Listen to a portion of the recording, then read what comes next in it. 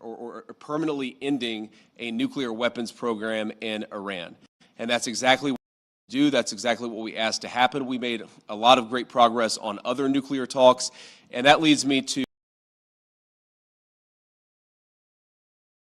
final thing for the technical negotiation will follow. Our teams working with the Iranians, the Qataris, and the Pakistanis made great progress yesterday. They will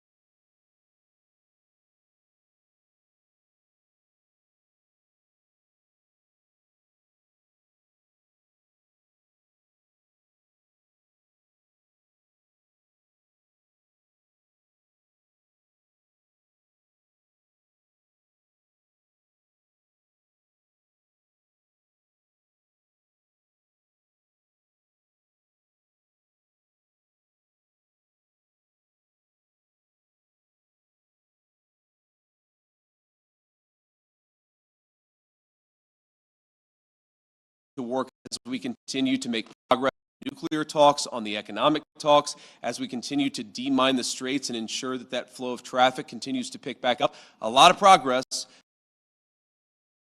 Committed to doing exactly that. So with that, I'm happy to take a few questions from guys in the audience. I appreciate you guys being here. Let's start with you. Thank you, Mr. Vice President. Did the president's threats yesterday really throw a wrench in negotiations? There were reports that the Iranians walked out at one point. Can you just clarify and tell us what happened? No, they didn't throw a wrench in the system. The thing with the Iranians, yes, they did threaten to walk out, or at least there were social media threats that they would walk out. But we were negotiating well past 1 in the morning yesterday, so they didn't walk out. And their technical team is still here in Bergenstock working with our technical team actually as we speak, though I imagine maybe some of them are taking a break to watch this news conference. But look, what we told the Iranians yesterday is, when you guys engage in what us millennials might call trash talk, you can't expect the President of the United States not to respond and not to correct the record. So when they say things that aren't true, the President is going to respond to it. I'm going to respond to it. Americans are going to respond to it. When they make threats that aren't rooted in reality, they have to accept that the President of the United States is actually going to set the record straight. That's all that happened. So yes, there was a little bit of threatening, there was a little bit of whining, but at the end of the day, the talks continued and we made great progress. On the nuclear inspectors, when do you expect them to be welcomed into Iran? Is there a time frame that you guys are looking at? And also in terms of when we could see this entire conflict end, do you think this can end by the midterm elections? Well, look, right now the conflict is in a ceasefire, and certainly our hope is that we get to the final deal and a permanent settlement. But right now, I think we've made great progress, and we should all celebrate that. In terms of when the nuclear inspectors are going to start, it's funny, we were trying to call some of the inspectors last night around 2 in the morning. As you can expect, not many people were answering their phone at 2 in the morning. I expect that will happen at the minimum this week, but we think even some of those conversations with the inspectors and with the IAEA could happen as soon as today, but I haven't checked in with our team since we made that 2 a.m. phone call to some of those inspectors. Sorry. Mr. Vice President. Thank you, Mr. Vice President. Did you, going in, expect the Iranians to make Lebanon as much of a linchpin as they ended up doing? And how would you describe the progress on Lebanon? I know Mr. Arachi said it was very good progress, but what's your characterization of it? Yeah, I would describe it as very good progress, too. I mean, look, we want a regional ceasefire, right? We want Hezbollah to stop firing at our friends in Israel. We want Israelis to be able to live in peace. We also want to make sure that, you know, when things happen, they don't spiral into a broader escalation. And so we've been, I think, very good at setting up what we're calling a deconfliction mechanism. But what it really is to say that when things happen, the sides are actually talking to one another. Sometimes, you know, you've got a bit of a chicken and egg problem, that you've got a junior guy who fires a drone that didn't have approval from the high command. Okay, of course, Israel has to respond to that. But then sometimes that response, we could actually have a better and more peaceful situation if Israel responds in the context of a conversation that's ongoing between Hezbollah, Lebanon, Israel, and other partners in the region.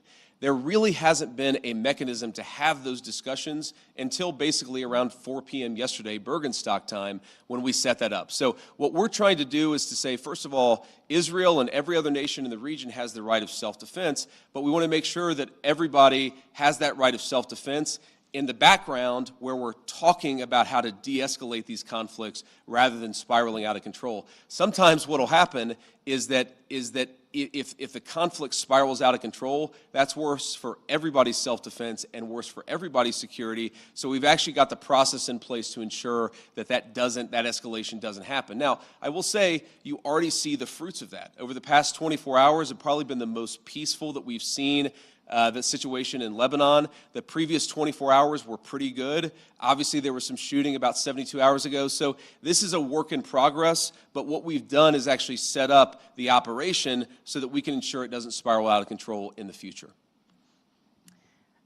Does the U.S. want Israel to withdraw forces from southern Lebanon? Well, we want Israel's security to be protected, and we also want Lebanon's sovereignty to be protected, and this is going to be an ongoing conversation. The Israelis have been very clear they do not have territorial intentions on South Lebanon. The reason they feel they have to be there is because they're worried about Hezbollah fighters in South Lebanon firing into Israel. We do believe, of course it's going to require a lot of hard work, that we can get to a place where Lebanon's territorial integrity and sovereignty is protected, Israel's security is protected, and that's going to require some coordination with the Lebanese armed forces, and also it's going to require the Iranians to rein in Hezbollah. That's all the sort of things that we were talking about yesterday, and again, I think that we got much further compared to where we were just 24 hours ago. Have you spoken with Prime Minister Netanyahu during any of this process at all in the recent days? Yeah, we were in constant contact with the Israelis yesterday, but also, of course, with the Saudis and the Emiratis and others in the region. We talked to the Lebanese yesterday as well, so we're constantly trying to keep our regional friends updated about this. This is not a deal that the United States is imposing on the region. This is a deal that the region has desperately asked the United States to put in place. Obviously, the headlines have been very focused about what's been going on between the United States and Iran, but this region has been a basket case for a very long time, and what the President has set us to do, again, lay the foundation, see if we can get to a permanent peace. If we can't, the President of the United States still has a lot of options to accomplish America's security objectives, but he has certainly committed us to this pathway for now, and we're going to keep on working and seeing what we can accomplish. And then I want to just, before we depart here, I want to say one last thing. I've seen some misreporting about frozen or unfrozen Iranian assets.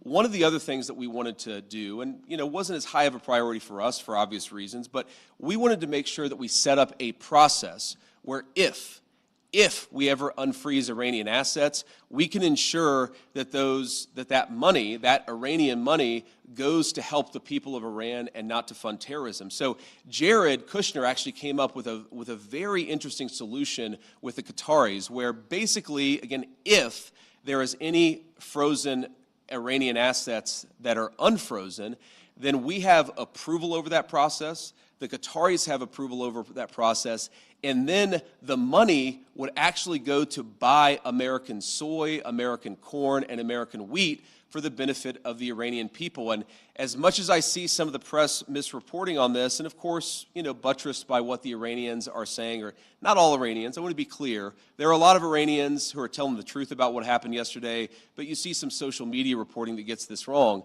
But fundamentally, what Jared and the Qataris and the entire team here in Bergenstock accomplished is, to me, a classic Trump deal, where if Iranian assets are ever unfrozen, they're going to go to make American farmers richer and to feed the Iranian people. That's a very, very good and very classic Trump deal that's great for our people, great for the people of Iran, and fundamentally, again, will contribute to this regional security architecture that we've built and that we're going to work very hard to ensure that it endures. So from Switzerland, thank you all for being here. I appreciate the questions and I appreciate the engagement. I am looking forward to going back home, and we'll certainly keep everybody updated on what happens in the days and weeks to come. Thank you all.